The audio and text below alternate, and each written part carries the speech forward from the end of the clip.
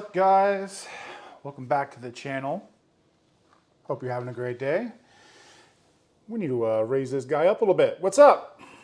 Welcome, welcome. We've got a banger today. We got our first order since we've been back to kind of getting back to listing everything, most things. It's a little harder on direct. I'm not gonna lie, it's a little harder on direct, but they come still, and we got this guy. We're gonna just talk, pull this order, but we got this sucker right here. I don't know if you can see that. 424 cards for 78 bucks. So after fees and stuff, we're probably looking at shipping $55, $60 net for $4 worth of cards. Not bad. We're going to talk about this order, things to expect, things to come, and we're just going to pull cards and talk today. So if you don't know who I am, my name is Bronzgod, and I sell trading cards in Tcgplayer and eBay.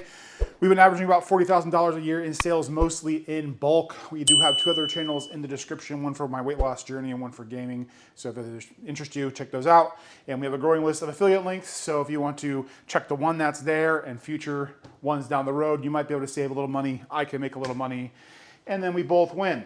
So first thing is I don't have a belt on, so you might see me hoisting up my pants. It is what it is. It's late at night and we got orders to pull. So yeah, the listing everything side of the business. I know. It is not necessarily the most exciting thing and maybe not the most smart thing for people, but I have decided that we're going back to it. Now, I have been in the last several videos kind of talking about my plan going forward, how I want to tackle things, and I want to go through that all while I pack this order. So first things first,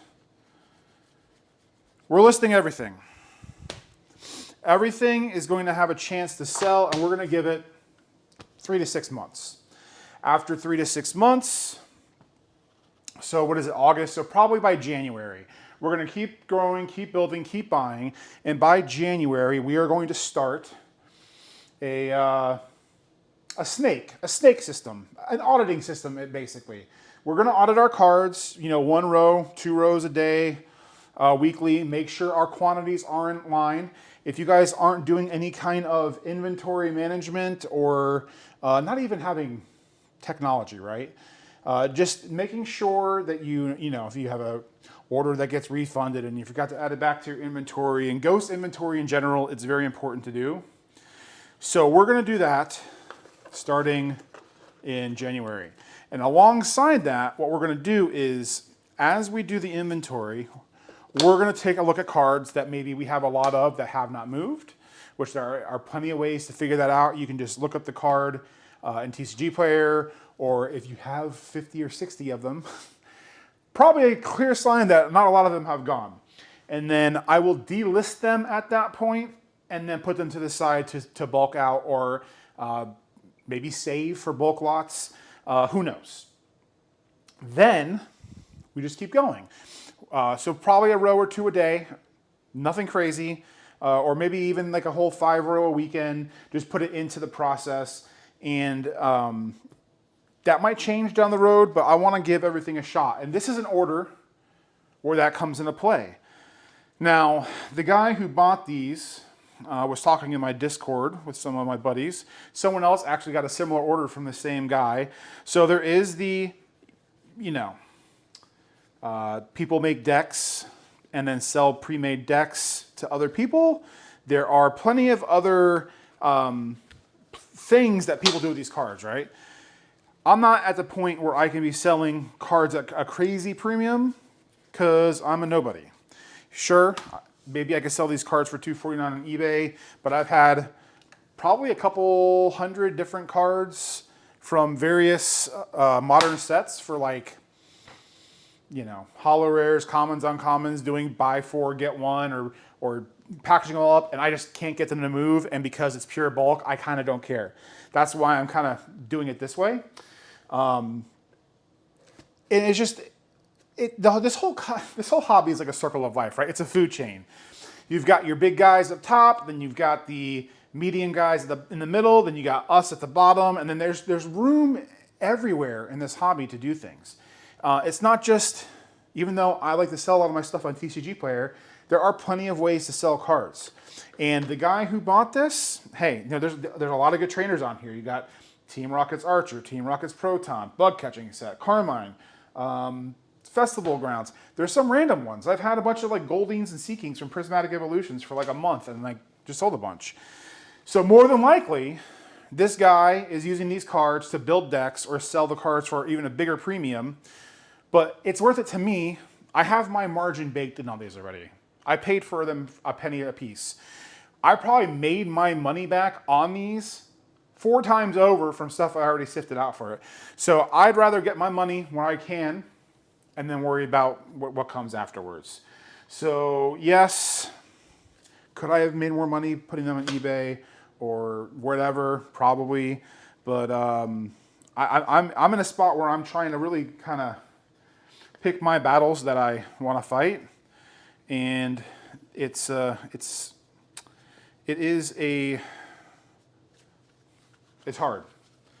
because when you see other people doing things and you start second guessing yourself on how to go about doing whatever it is that you're doing, and it's okay. It's okay to do something different. It's okay to have conviction in what you're doing, as long as you don't. You can have conviction in what you're doing, but you have to be okay with the fact that you might have to change things up a little bit, right? We already did that once. We did the whole list everything thing. An opportunity came, and we sold it all, and now we're building it up again. I'm treating all this as those when you're in a store and you have that whatchamacallit, in case of emergency, break glass, and you hit the glass with an axe or whatever, or a baton or whatever that little metal rod is, you break it to save the day by a fire. In case of emergency, break glass. If I ever have to pay off a bill or I'm in a jam, I can liquidate however much I need to get it figured out. But I don't have to. I can let this sit for a while. I can let all these cards that I'm doing in this order right now have a chance to sell for a premium, and then when the day comes, blast it all out. Because I'm not gonna lie, I've even thought about doing like an every 6 months, just like every 6 months, whatever's there, just liquidate it all and then rebuild again. And then every 6 months, every 6 months. But if I don't have to do that, I'm not going to. So, sometimes I get a little bummed that, my cash flow is a little handicapped because of this, but also you have to really look at how you're spending your time. We've talked about the time management thing a little bit already on this channel. We're ramping up into other stuff. We're finally getting, consistent with eBay. We're getting consistent with how often we're listing and sorting. We're getting more consistent in more avenues to where a little more money will come, once we get our grading back. There's so many different avenues, so many different tripods, legs to the tripod, that when you have them in motion, it makes doing things a lot easier and makes you feel a lot less under the gun. And I lost track of that, but no longer.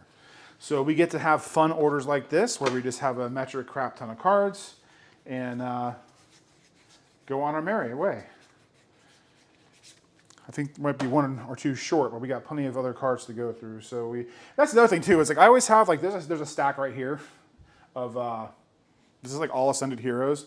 So like right now I'm a card or 2 off, but that's more than likely because I pulled the Destined Rivals version instead of this one. So I always have extras. So if I ever fall short, I'm never too worried about it. Let's see. That was Team Rocket's Watchtower.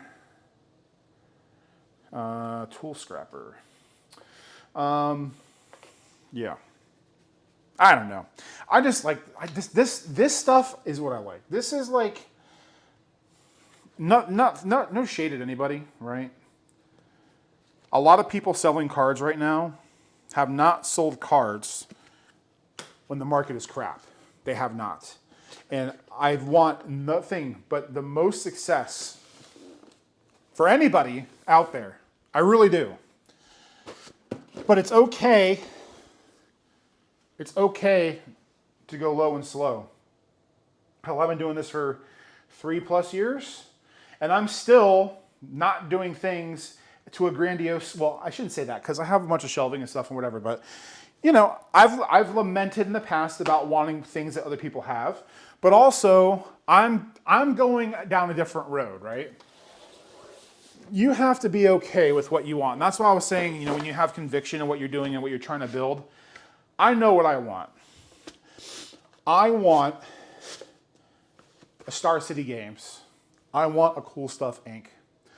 I want a warehouse of cards. And you can't have a warehouse of cards if you're constantly bulking things out. So will it take me longer to get to my goal doing things the way I'm doing them now, but ultimately possibly be where I want and even further than people that I'm looking at? If I just stick to my guns, yes. That's where you have to be okay with cashing in when you need. You know, you can't ignore, you know, problems when they come up. But all of this, I'll give you an example. When people buy a lot of sealed products, right, and they sit on, let's say they buy like 50 ETBs with the expectation that the ETBs go up, so that way they can sell them for a profit. What happens to those sets where they don't do that? They fire sell them, right? They fire sell them, they either break even, they take a loss, and then they move on to the next one. It's impossible to lose when you do that with this. That's why I've always liked going this route. List everything, let everything have a chance to go bye-bye. And then in a month time, 6 months time, if you have to liquidate it for whatever reason, you're not losing any money. You're gonna make the money that you got from whatever card you sold between now and then, liquidate it, and then you're up. And you're probably gonna be up big. Like that video that I talked about a few months ago. I might, if I don't remember to link it, whatever, but I sold a bunch, like 300,000 cards for like 10 grand almost. I think it was like $9,600, but essentially 10 grand. 7, 8, 9, 10, okay. It's hard to pack orders and count. I thought I was gonna be able to get most of this done, but now I'm just ranting.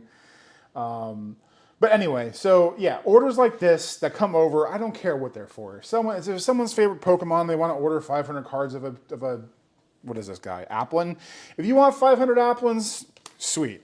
If you're going to buy 500 Applins for 15 cents so you can sell them for 99 cents yourself, great.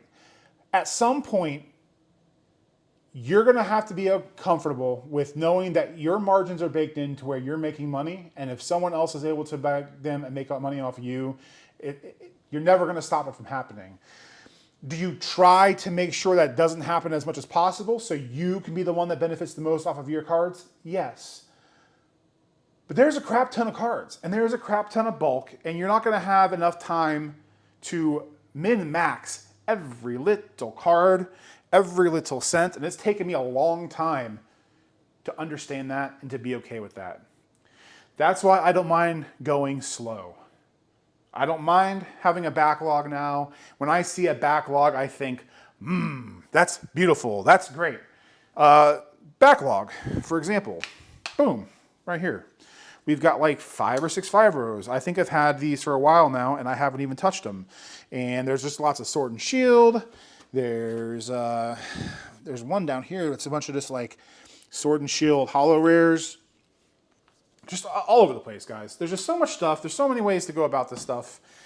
And this order and that number of cards and that total is why I like doing what I like doing. Make sure whatever it is you do in this hobby, you love it. You do it because you like it. And as long as you're making money and you're growing, it doesn't matter if it takes you 6 months or 6 years. Obviously, you don't want it to take 6 years, but if you've got an idea and you've got conviction on what you're doing, go for it, man, or girl, or whatever in between, because no one else is going to do it but you. There are going to be plenty of other people like me saying, hey, you should do this, you should do that, but ultimately, you take all the information that's out there, put it towards your goals the best you can, kind of pick the best parts of what you see, and sooner or later you got a business. Sooner or later you've got a bunch of stuff. And yeah, so it got a little bit rambly there at the end. I really thought I could pull cards and talk at the same time. That is a whole other skill that we're going to learn eventually. I finally got the TV move over here a little bit. I still don't know where I'm going to put it. It might stay there. I need to get another light too because it's hard to see cards. But yeah, anyway, hope you guys have a good one. I appreciate you guys hanging out very much. Hope you guys get some big orders. School started, so hopefully things will start to pick up here. Hope you guys have a good one, and we'll see you in the next one. Peace.